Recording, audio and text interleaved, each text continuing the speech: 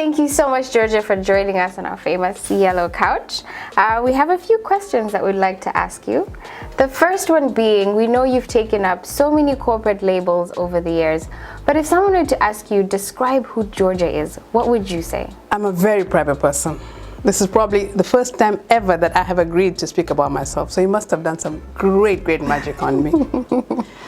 I'm many things to many people. To my children, I'm just mommy or mama. That makes me either Mama Kemi or Mama Manzi. My children give me the energy to handle all that life throws my way. I'm also a daughter, a sister, wife, auntie, friend, a voice, coach to many. I believe in women and our ability to make a difference in this world. Back home, I'm a middle child, nothing special at all about me. And growing up, I was pretty much left to my own devices. I have fallen and risen many times. I am that young girl who mastered the art of calming the raging storm within her when things did not go as planned. I have turned to therapy many times in order to understand myself and others. But guess what? I did not get here on my own. I have a powerful group of warrior women and men who have fought for me through the years. Speaking of warriors, I am the descendant of a great warrior, Ntange Kinshala. You probably know my cousin Ntange Kinshala, the motivational speaker.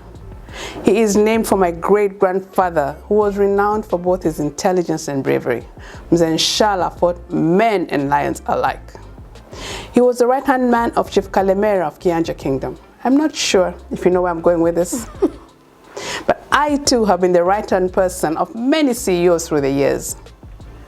Our ancestors do indeed sow seeds that germinate in the future like mine did. Wow, so I'm sure as you can hear, there is more to Georgia than meets the eye. But getting to know you a bit more, if we were to ask your children, or if we were to ask your colleagues to describe you, what would they say? How would my children and colleagues describe me? I think they would say empathetic, steadfast, loyal, daring, feminist, cheerleader, strong, strict, stubborn, straightforward, sometimes hard-headed. The list is long, but I'll settle for that. Some people find me intimidating, but I consider myself an ambivert. Okay. And I know you're not so big on corporate labels, but recently you got the country manager position at Barrick. I want you to tell us, how was it when you got the news? Where were you? Just the story of how you were actually told that you were now going to be the country manager.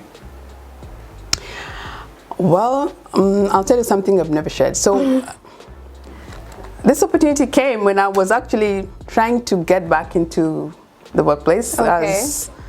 During interviews, I was trying to figure out what my next move was. And then I was invited to the Barrick Gold Trigger strategy session at Bulyanhulu. It was the first time that I had ever been to a gold mine. Right in the middle of the strat session, boom, an announcement was made. I was the new country manager. Wow. I was elated and fearful at the same time. I must say it has been great so far. Lots of learning from our stakeholders, the Mining Commission, the National Environmental Management Council, partners, staff. There's lots more to do, but as a team, we're determined to make Barrick Gold and Trigger shine. As you may be aware, this model is a first in Africa and a model for the mining sector globally. Yep. Yes, it is. Now, going along those lines of the corporate world, you've also worked for other big brands, right? You've worked for Coca-Cola, you've worked for AB InBev. Why do you think these companies hire you? Why do companies hire me? Yeah. I can only guess. I'm tempted to say it's hard work, but that is not true.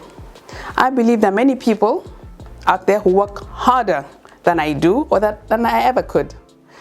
I believe companies hire me for my loyalty and commitment to delivering on what is said before me. As a person, however gargantuan the task, I do not shy away from it. And many times I do not have the answers to the problems we are looking to solve. I consult with experts and those in the know to bring things to closure. I may not be the smartest person in the room, but you can count on me to be the most daring to take on any task that is thrown my way. I also prefer to operate behind the scenes, and I think this is what works best in the corporate world. Okay, great. And I think you touched on, you were tempted to talk about hard work. And a lot of times when you ask people about their success, they'll tell you, I worked really hard. But we do know of so many people that maybe we've gone to school with or that we've worked with that have worked really hard and have still not been able to achieve their personal success. So in your opinion, what do you think is the secret to success? The secret to success, there are many. You need to have people who speak for you in circles that you do not sit in on. Your work speaks for you.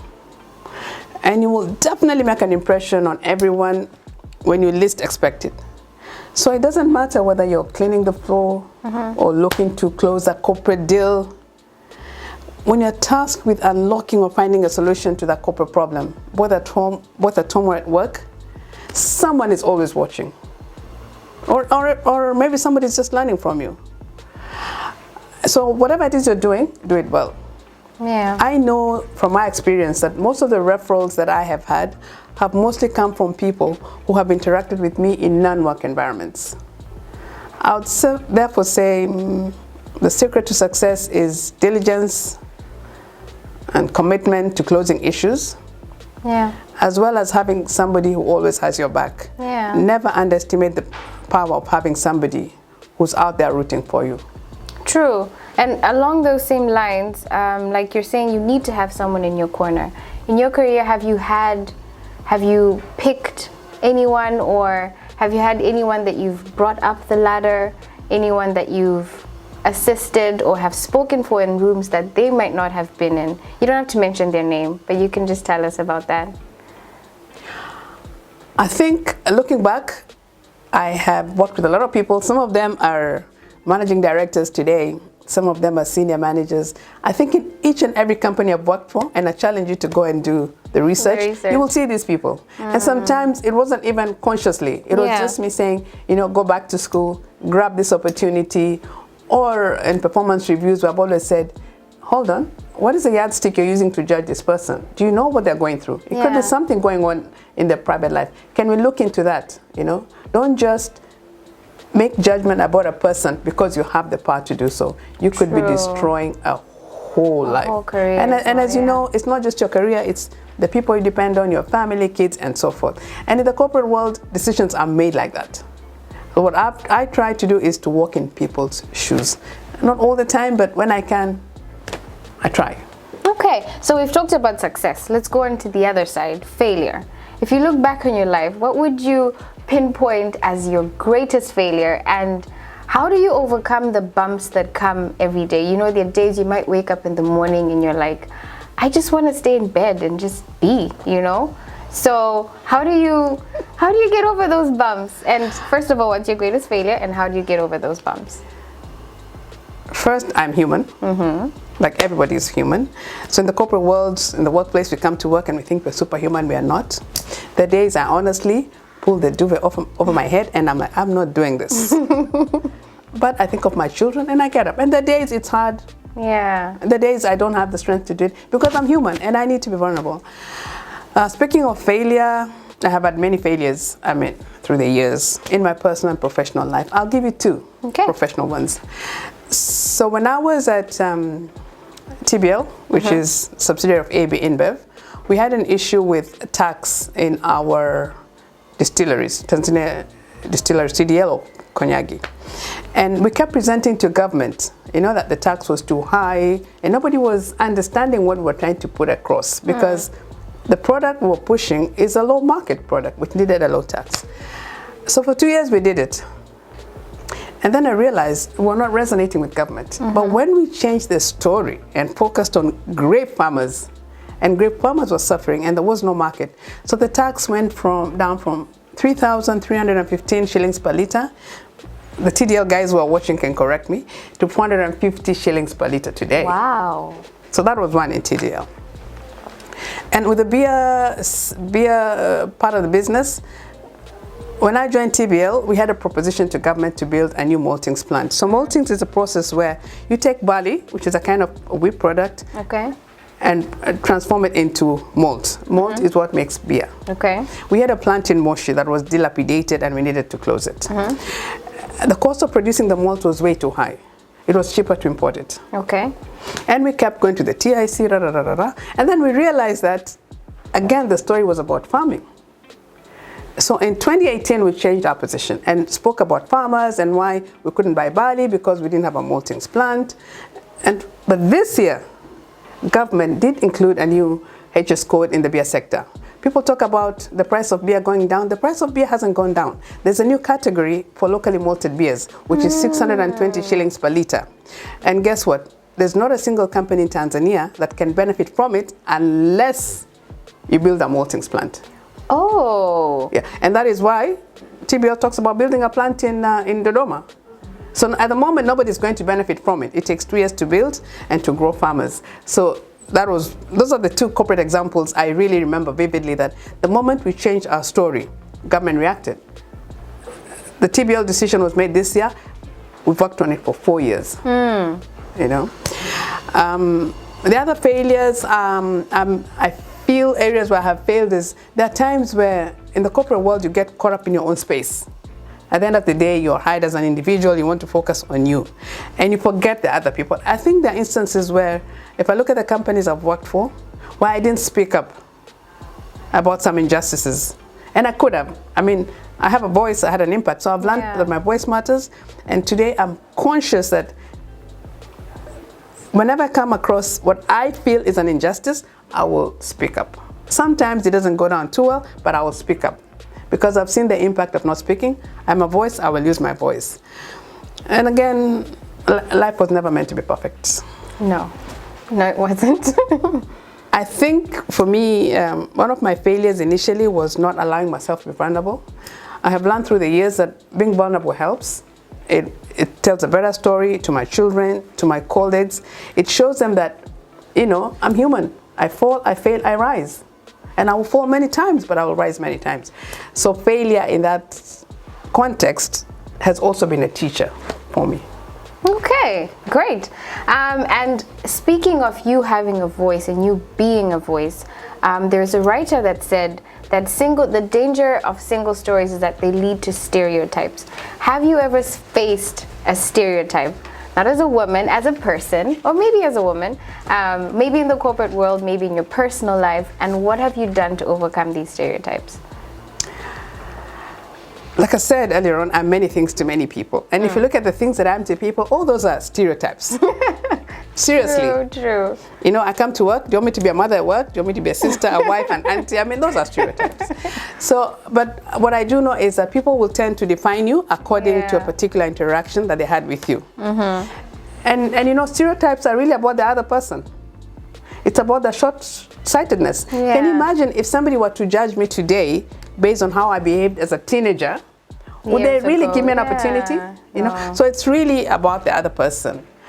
And I can't be the same person that I was in my teens, in my 20s. You know, I've been through life. Life has shaped me. I've learned a lot. And I think when we deal with people, we need to accommodate that. People change. Yeah. And these are all stages of growing up. And I guess that's why we all have haters and supporters. They're all equally important. You know, they provide a balance for a person. True. So imagine, I mean, I'm not an angel. Yeah. Nobody is. I have many sides to me. And I think we need to be very careful about taking one aspect of a person that you know and transposing it to a different part of their lives. For example, I've had professional colleagues who, like I said, I'm an ambivert. And it can be confusing. And I'm an enigma to many people. I've had colleagues who have crossed the line and wanted to speak to my children about me at work. But you know, at home I'm a mother. Why do you want to bring the corporate Georgia to my home? To my home, true. You know, we're all different things to different people. And I don't think there's a single person who's the same person to everybody.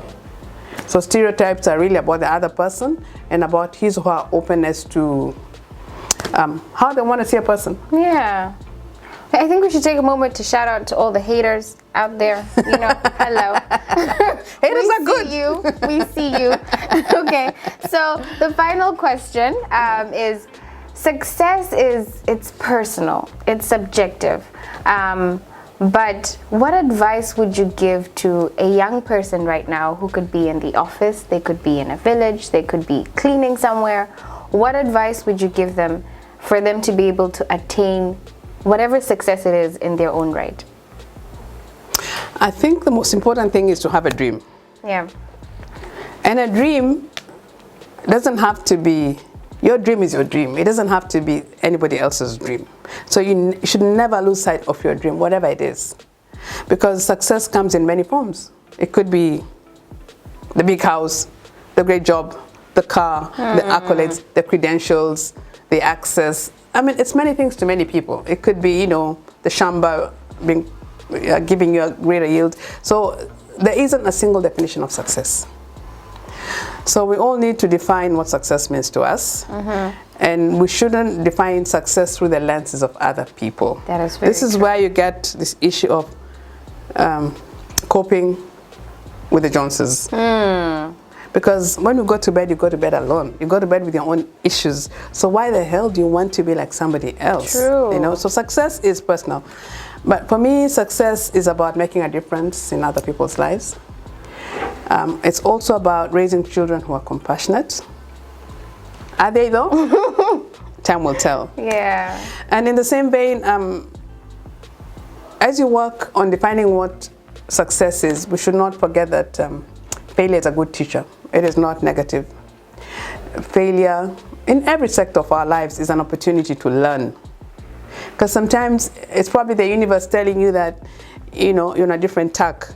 You could be wanting to be the next Georgia, but does Georgia want to be cloned? Maybe you need to be the next Lightness or the next Mayur or the next Nema. Yeah. You know, it's good to have role models, but it's also good to listen to our hearts and to understand our purpose. You know, once that is clear, shut out the noise. It doesn't matter what you want to do. Filter the noise and go for it. People will always say what they want to say. They will have an opinion, but learn to filter out the noise. As a young person, it is not easy. Growing up, I also was subjected to a lot of noise. And young people watching this, there's a lot of noise. And noise is anybody trying to divert you from your dream, that is noise. And for every parent trying to get a child to live the parent's dream, that is also noise. We need to help young people look within themselves, look at what resonates with them, and help them achieve it. For me, that is the secret to success. Wow. Thank you so much, Georgia. I think we've learned so much from Georgia today. But we're going to get into a fun section of the Yellow Couch, and this we call the trivia section. So we're going to ask you a few fun questions that you'll have to answer with very short sentences. Am I going to win some prizes? We'll think about that one. Let's see how there's no right or wrong Prizes answer. are good. We will get you a prize. Yes. Okay. Okay, so the first question is, what time do you get up in the morning and how do you start your day? I wake up at 4 every day. Wow. I pray. Okay. I believe in God. Sometimes I go to the gym. Now I don't because of COVID. I have to figure out what to do in the mornings. But I wake up at 4 every single day. Wow. Okay. And what did you want to be when you grew up, when you were younger? Initially, my father was a lawyer. I thought I wanted to be a lawyer. Then I decided I didn't want to be a lawyer. And then I wanted to make some quick money. Okay.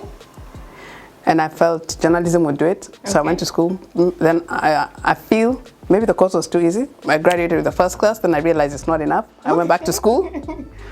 The money didn't come in. I ended up getting a job that was that paid less than the cleaner. Wow. But I rose through the ranks. So my dream was to do great things, but I started very low. But here we are now. Are you a coffee or tea person? I love my coffee. Better coffee. Okay. And if you had the power to eliminate one thing from your workday, what would that be? I think I would ask young people not to be conformists. I would do away with the 8 to 5 workday unless it's proper like manufacturing where systems have to run. Yeah. I think people should be allowed to work when they're most productive. We put people into a box, we confine them to clocking in and clocking out, and yet we expect them to work long hours. So I would focus on results. And I'm not a process person, so Yeah. I love results. I would Yeah. focus on results. I wouldn't care whether a person will be doing other things for as long as they delivered within the agreed time. Right? Employers take note. But that's not conventional. I am leaving at 3 today. Okay, so I'm joking, Miranda. What is your favorite app on your phone? I have a lot of apps on my phone now, but I think my alarm, because at 9 o'clock it reminds me to go to bed. Sometimes it goes off in the office like bedtime. I actually have it at 9. I'm like, okay, never. I have to go to bed. It's my bedtime. I have to go sleep. Oh my gosh, so your alarm clock. I have never heard that as an answer. That's really cool. Okay, and what is the one trait you look for in new hires? Attitude. Attitude. True. And what is your most prized personal possession? Minus family, like a tangible possession. Honestly, I'm not materialistic. If you take everything away, I will survive. Okay. Everything, I will survive. I will take off my heels, I will walk, I will live in a mud hut. Nothing. Okay. I'm not materialistic. So, and now the final one is, who has been the greatest influence on you and why?